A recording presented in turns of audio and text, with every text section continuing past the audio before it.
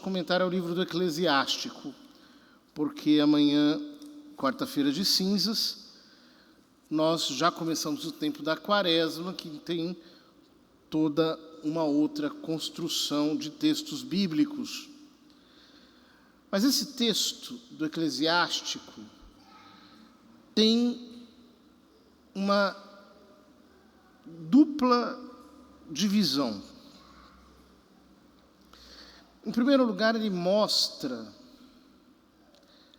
a importância de viver segundo a vontade de Deus como algo muito superior aos sacrifícios ou a qualquer coisa que nós possamos apresentar a Deus. Aquele que guarda a lei faz muitas oferendas. Aquele que cumpre os preceitos oferece um sacrifício salutar. Aquele que mostra ação de graças oferece flor de farinha. E o que pratica beneficência oferece um sacrifício de louvor. O que agrada ao Senhor é afastar-se do mal, e o que o aplaca é deixar a injustiça. Essa primeira parte focaliza o culto a Deus na nossa mudança interior. É algo que é característico das Sagradas Escrituras. Ou seja, não basta apresentar a Deus coisas, dar a Deus objetos ou exterioridades, ou tentar agradar o Senhor com um culto ritual meramente.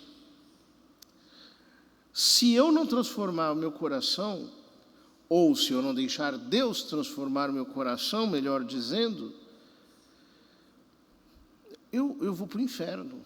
Isso não tem valor nenhum no que tange a minha salvação pessoal. Um pouco mais abaixo, ele diz: Deus é um Deus retribuidor e te recompensará 7 vezes mais. Não tentes corrompê-lo com presentes. Ele não os aceita. Nem confies em sacrifício injusto, porque o Senhor é um juiz que não faz discriminação de pessoas. Ou seja, se nós tentássemos viver a religião cristã como aqueles cultos antigos em que os homens cultuavam os deuses, mas sem a necessidade de se converterem, sem a necessidade de se transformarem, sem uma exigência moral concreta, Deus não aceitaria o nosso sacrifício. Ele não se deixa subornar.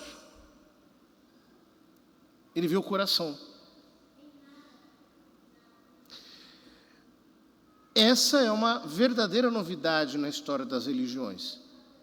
Porque aqueles cultos aos vários deuses da antiguidade, que de certo modo perduram até hoje nas religiões de tipo animista, etc., focalizam tudo num ritual, num sacrifício, numa oferenda, numa entrega. Mas a vida não importa tanto. O que importa é o que você dá para a divindade. Então vem a divina revelação e diz: não. O sacrifício exterior nada vale sem o sacrifício interior. Não adianta sacrificar a Deus um objeto se eu não sacrifico a minha vontade. Se eu não me imolo diariamente pela obediência à sua palavra. Ora, só que isso não significa que nós não devamos fazer a Deus ofertas e sacrifícios. O sacrifício exterior requer o sacrifício interior. Mas o sacrifício interior não é verdadeiro sacrifício se ele não se manifesta também exteriormente. E isso vale para todas as virtudes. Por exemplo, no que diz respeito à fé, São Paulo diz: se confessares com o teu coração que Jesus é o Senhor, e com a tua boca confessares, se credes com o seu coração que Jesus é o Senhor, e com tua boca confessares que Ele ressuscitou dos mortos, serás salvo. Ou seja, é necessário o ato exterior também. E aí nós lemos a continuação: não te apresentes na presença de Deus de mãos vazias, porque tudo isso se faz em virtude do preceito. O sacrifício do justo enriquece o altar. O seu perfume sobe ao Altíssimo. A oblação do justo é aceitável, e sua memória não cairá no esquecimento. Honra ao Senhor com coração generoso, e não regateis as primícias que apresentares, ou seja, para de pichincha, entrega. Faze todas as tuas ofertas com um semblante sereno, e com alegria consagra o teu dízimo. Dá a Deus segundo a doação que Ele te fez, e com generosidade conforme as tuas posses, pois Ele é um Deus retribuidor e te recompensará 7 vezes mais. Esses versículos são importantes para que nós nos lembremos, como diz São Tomás de Aquino, no seu comentário à virtude da religião, na Suma Teológica, que os dízimos e as ofertas são atos de culto. Os dízimos e as ofertas se apresentam a Deus como atos de adoração. Ou seja, eu apresento o meu dízimo a Deus porque eu reconheço que Ele é o meu benfeitor. Ele me deu todos os bens, a começar o meu corpo, a minha alma, as minhas forças, as minhas potências. Mas, sobretudo, Ele me deu a sua palavra, Ele me deu os seus sacramentos, Ele me deu a sua graça. Coisas que eu recebo na igreja local, que é onde eu recebo a palavra que me alimenta, é onde eu recebo os sacramentos que me sustentam, é onde a graça de Deus é compartilhada conosco.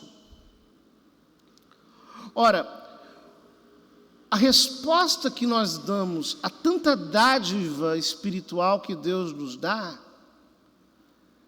é justamente abrindo o nosso coração e as nossas mãos e entregando ao Senhor os nossos dízimos e ofertas como atos de homenagem a Ele, de culto a Ele. Ou seja, quando eu coloco uma oferta no ofertório, eu não estou simplesmente dando uma esmola, tirando umas moedas do bolso e jogando ali. Não. Aquilo tem que ser a entrega do meu ser. Tem que estar acompanhado de um verdadeiro sentido de oblação da nossa alma. A mesma coisa com os dízimos. Quando São Tomás fala dos dízimos, ele diz o seguinte: no Velho Testamento estava ordenado que os cristãos deveriam dar que os judeus deveriam dar 10% dos seus ganhos ao templo, como aparece no profeta Malaquias. Ele diz, no Novo Testamento, como nós recebemos muito mais de Deus, nós deveríamos ser ainda mais generosos, sem medida.